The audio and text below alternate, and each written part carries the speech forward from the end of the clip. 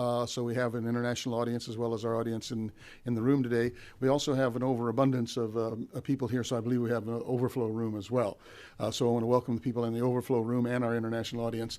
And please invite former Prime Minister Odinga to the podium.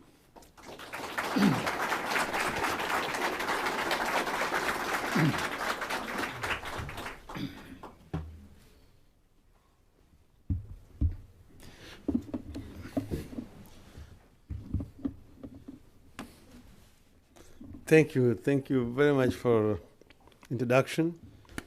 Let me begin first by acknowledging my old friend Johnny Carson, who is in the audience here, former ambassador of the United States to Kenya and Assistant Secretary for African Affairs. But I can also see quite a number of familiar faces in the audience here. Well, let me say that I'm very pleased to be here this morning. I've been invited to come and talk to you about Africa, past, present, and the future. And I begin by saying that I'm talking to you as an Afro-optimist, as opposed to Afro-pessimist. I'm a Pan-Africanist who believe in the ability of African people to develop Africa. And that is the school that we call Afro-optimists. Those who have given up on Africa, who say Africa is a basket case, those are the Afro-pessimists. Now, 3 weeks ago, the heads of state of Africa gathered in Addis Ababa, Ethiopia, to celebrate the 50th anniversary of the founding of the Organization of African Unity. Some of you who may have followed the events in Addis Ababa, you no doubt agree with me that there was a feeling of deja vu, that Africa has arrived, that this is Africa's time, this is Africa's moment, and that the 21st century will be Africa's century. Much as I share part of the optimism, I still believe that a lot more needs to be done. And I thought that the confidence might be misplaced. Some of the statements which were made at Addis Ababa were so much akin to some which were made 50 years ago. So I'm saying that it is not enough to just be making statements without clear commitment to implementation. And then a lot of time was spent on what I consider to be mundane issues which really do not add value to African development. But 50 years ago, the heads of state gathered in Addis Ababa, the founding fathers of the African independence, led by Kwame Nkrumah, Gamal Abdel Nasser, Haile Selassie, Ahmed Sékou Touré, Mwalimu Julius Nyerere, Modibo Keïta, just to mention but a few, and founded the OAU, the Organization for African Unity. So Africa has come a long way in this past half century. Those 50 years ago, as I've said, OAU was founded. Now the OAU, when it was founded, set itself 3 objectives. 1, the decolonization of Africa, the ending of apartheid in South Africa, and the promotion of peace and security throughout the continent. We have successfully realized the first 2 of these objectives. Our founding fathers, with the OAU as one of their instruments, succeeded in placing the African liberation agenda at the center of the post-World War II global politics. The OAU inspired many in Africa to fight for independence and accelerated Africa's wind of change. South Africa finally became free. However, the realization of the 3rd objective, that is the universal peace and security on the continent, has remained a challenge. When you talk about peace and security, you're not just talking about physical peace, because peace is not merely the absence of war.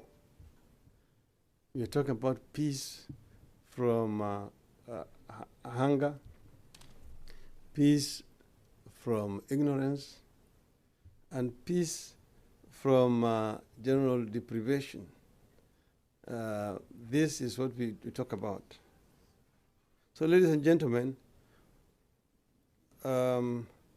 OAU has come a long way from its beginnings on a liberation platform through its middle years as a regional integration agency to its present function and mandate under this newer name, which is the African Union. Its history and geopolitical context have defined the dynamism of both its mandate and mission, which it received in the context of a bipolar global environment. The Cold War played a large part in defining the role of the OAU, the role that it would play in decolonization and in the protecting the sovereignty of the newly independent African states. There were a number of challenges, chief among them that the OAU lacked the diplomatic and military capacity to deal with the Cold War generated and intra-African conflicts. It was faced with carving out for itself a respectable and strategically effective niche within the increasingly assertive non-aligned movement. It also had to grapple with the well-orchestrated undermining of Africa's progressive leadership by the Cold Warriors and the conservative Western establishments of the time.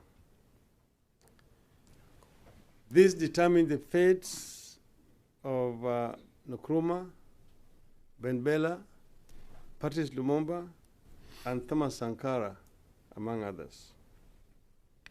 In the area of development policies, the Lagos Plan of Action for Economic Development of Africa, that is 1980 to 2000, stands out as a great achievement given its admirable attempt to provide African economies with a new and progressive development paradigm and an escape from the neocolonial development policy framework.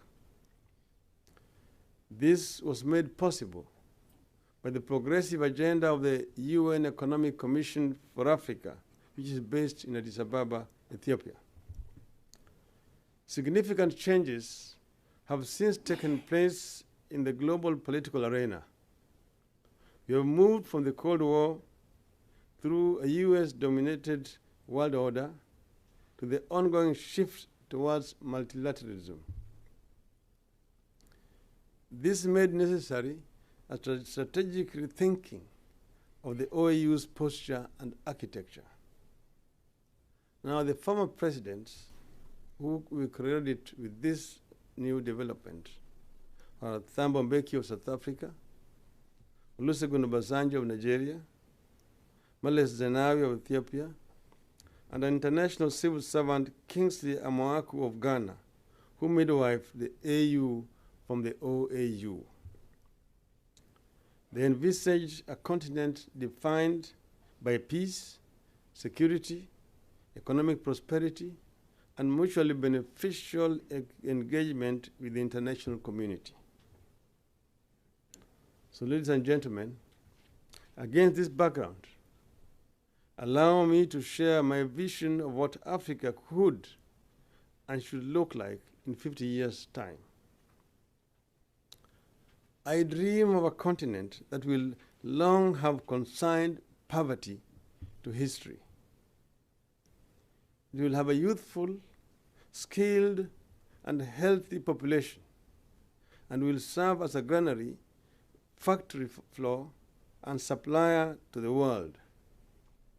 It will be a continent that has made the 21st century its own, and whose key development indicators match the global standards. I believe that this vision is within our reach and that it is actually realizable.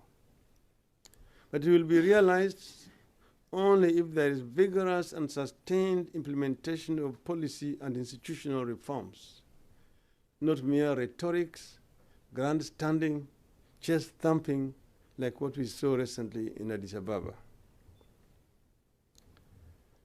To help achieve this goal, the AU needs to be vigorous in guiding Africa to a new awakening across all indicators of human endeavor towards a continental democratic revolution. There must be a deliberate strategy to develop the continent's productive forces, ensuring inclusive economic growth and fostering an environment where the creative energy and synergy of Africa's peoples finds free rein. Indeed, our development trajectory will be conditional primarily on how we Africans manage our political, economic, and technological relations internally and internationally.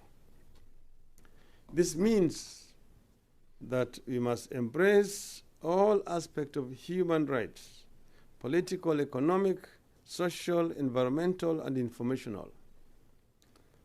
Better governance of mineral revenues, higher agricultural prices, the demographic dividend, and the rapid urbanization represents opportunities for making the growth more inclusive and more effective in reducing poverty.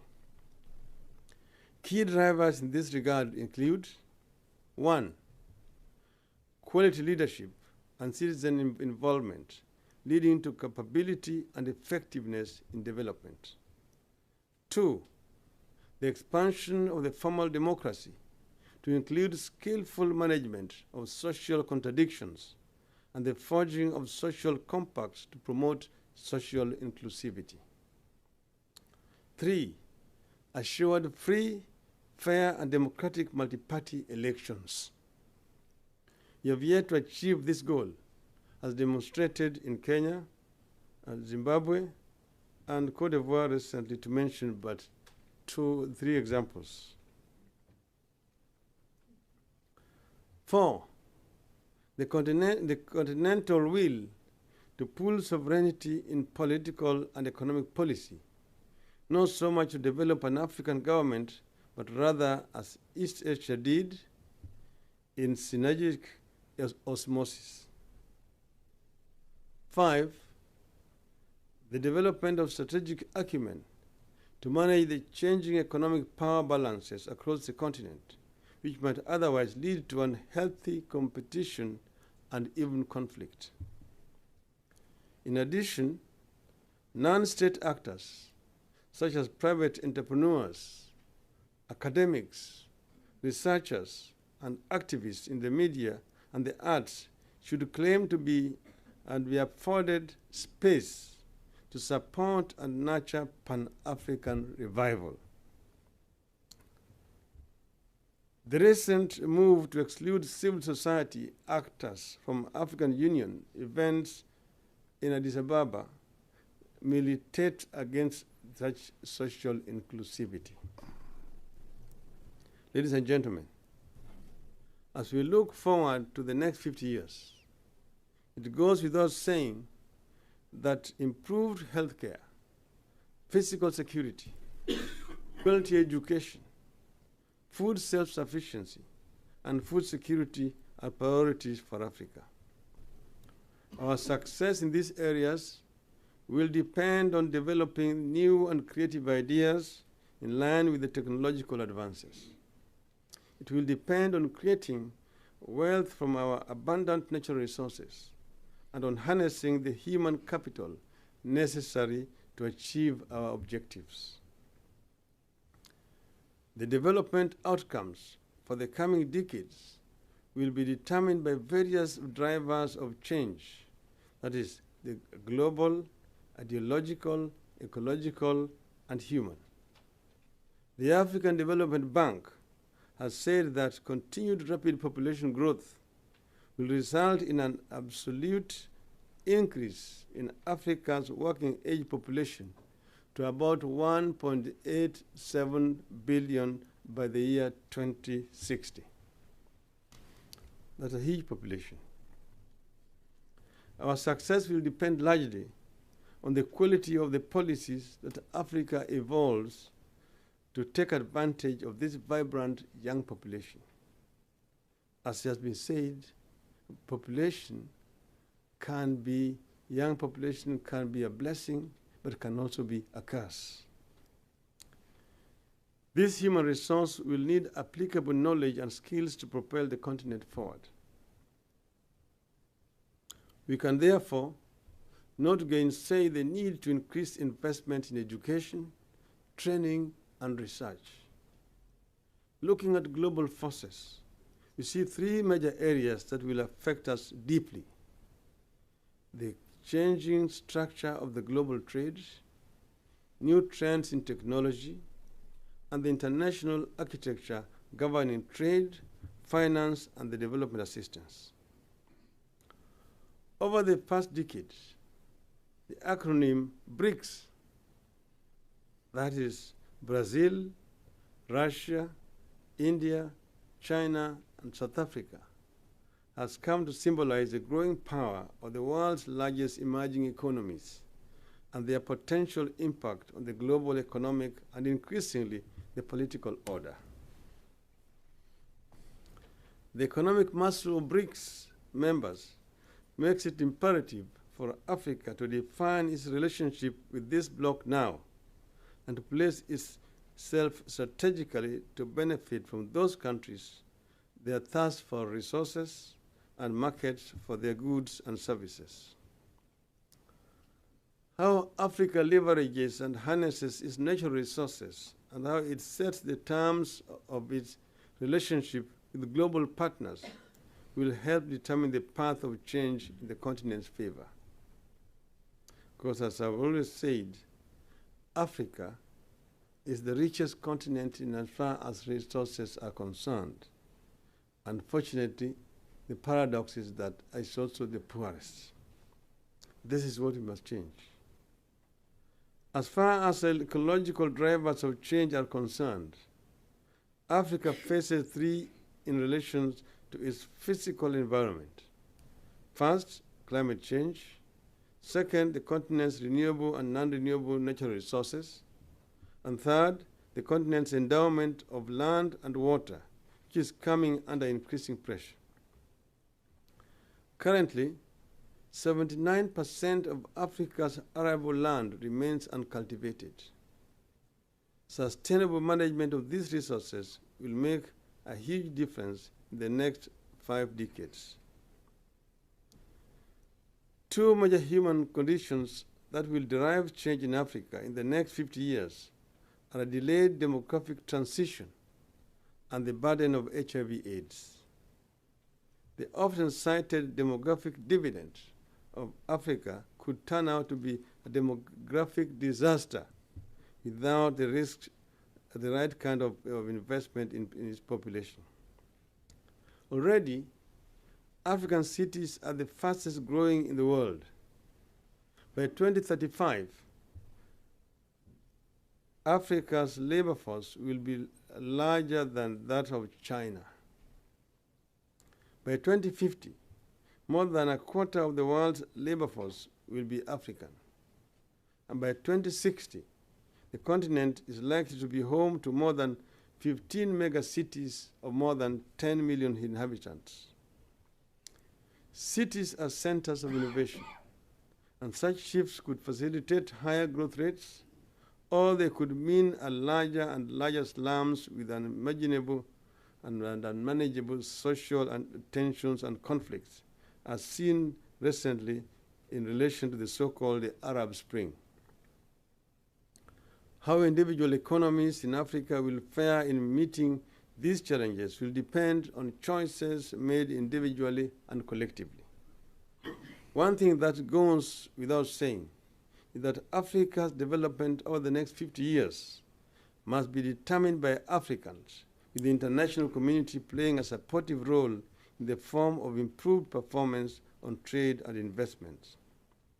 I've mentioned only relations with BRICS, but Africa must continue to trade with its traditional partners, and that is Western Europe and the United States of America. Ladies and gentlemen, As we mark our proud heritage, there are disturbing trends with the potential to harm these great granaries of opportunity for future generations. While there were flickers of hope in Somalia, brought about by the election of a president last year and the partial defeat of the Al-Shabaab, the lack of physical security in Africa is still a major risk. In the Great Lakes region, conflicts continue, pollinated by economic interests and misunderstandings, as well as subjective emotions. The situation in Mali and in the Sahel region is another cause for great concern, as are the political problems in Guinea-Bissau and the Central African Republic. How can the AU really celebrate 50 years when, for instance, some of our member states are sanctuaries for narcotics trade? How can it celebrate when women in Eastern Democratic Republic of Congo live in perpetual fear of conflict and rape by armed thugs? To effect real change, the African Union must demonstrate commitment beyond the spoken word and genuinely work towards lifting the majority of Africans from the poverty trap. There is no need in an island surrounded by a sea of poverty and ignorance. There is no freedom. As long as this continues, political freedom faces an uncertain future. Above all, Africa must keep at the forefront of its mind and the need to pursue the interests and aspirations of Africans. It must rebuff external efforts to divide, dominate, and rule. And as I have said, how successful we shall be in the coming 50 years will depend primarily on the people of Africa themselves. I have said time and again that we have been responsible for our backwardness for the last 50 years, so that we should not continue to be talking about colonialism. That the founding fathers came up with a very noble idea of African unity. But then the structures that they inherited were quickly changed. Ideology which developed at that time, what the traditional African society did not broker opposition. That in Africa, leaders met and resolved disputes through dialogue. Leopold Senghor called it palaver, dialogue, where people sat under a tree and resolved conflicts. Nkrumah argued very passionately about it. The same thing with Mwalimu Julius Nyerere. They said that the gigantic task of nation building required consolidation of efforts. And therefore, through a series of measures, coercion, blackmail, bribery, the opposition was led into extinction. And thereafter, there we now developed the African strongman syndrome, the Monsieur le Président, Mr. President. So Tukufu Rais, as we call them in Kenya, became now the norm. So the institution of the presidency became so powerful that it emasculated all other institutions of governance. And with that, with the disappearance of opposition, the checks and balances disappeared. Nepotism, tribalism, ethnicity, corruption became the order of the day. And that is a lot of resources were diverted to private pockets and hands, some of them finding their way into the bank accounts outside Africa. This is what is responsible for Africa's backwardness. That happened at the time of the Cold War, when there was a fight between the West and the East. So if you came to the West and said, I'm an ally in a war against communism, nobody cared how you ran your economy. You could be doing whatever you're doing, but you're an ally. That's how he tolerated Mobutu Sese Seko's of this world. He could kill his opponents the way he liked. Nobody cared. He would come to this country with a band of Franco. That is how he also tolerated Idi Amin Dada, the conqueror of British Empire. He could lynch millions of Ugandans, yet he was also appointed as the chairman of the Organization of African Unity. Jean Badel Bokassa of Central African Republic crowned himself the emperor of the Central African Republic, spending millions of dollars for his coronation.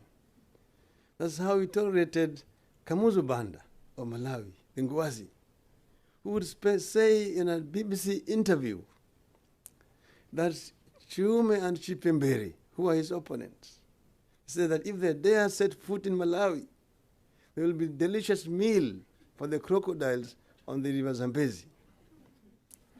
But these were all tolerated. In the name of what? In the OAU? Non-interference in the internal affairs of a sovereign state. That when Mwalimu Nyerere sent his troops to Uganda in retaliation to Amin's invasion of Tanzania and liberated Uganda, instead of him being celebrated and cheered, he was scorned at the OAU meeting in Monrovia. That is the OAU. Now we changed all that. Now we said AU should be an improvement on OAU. From non-interference in the internal affairs of a sovereign state to non-indifference to the violation of human rights in any member country. But that is just said in words, not in action. We want to see this happening in action. So ladies and gentlemen, let me in conclusion quote Frantz Fanon.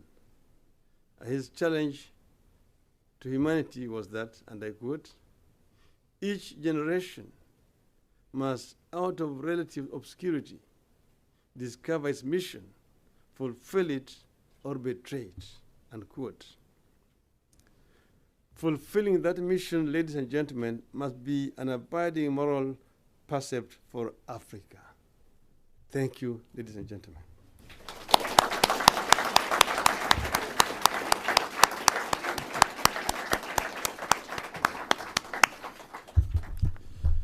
Thank you very much for a delightful address. I really resonate to some of the things you said. If you will allow me to tell a personal story, my first foreign service assignment as a diplomat was in Uganda at the time of the Idi Amin coup, and very few of us like to remember that the Idi Amin coup was welcomed by the West, because it overthrew a leftward-leaning Milton Obote, who we all were very uncomfortable with. And Idi Amin, of course, went state visit and had tea with the Queen and all this stuff. We forget all of that now in retrospect, because he turned out to be such a bad guy. But we had blinders in those days for reasons that I won't elaborate on. Well, thank you very much, Your Excellency. That was a wonderful address. And as you know, the custom here at the Woodrow Wilson Center is to open to conversation with our audience. To remind the audience that we're being webcast live, so when I recognize you, please wait for a microphone to arrive and identify yourself so the Prime Minister will know who he's speaking to.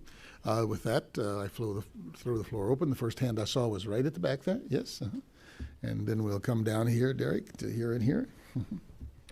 Hello, sir. My name's Jill Craig. I'm with Voice of America's South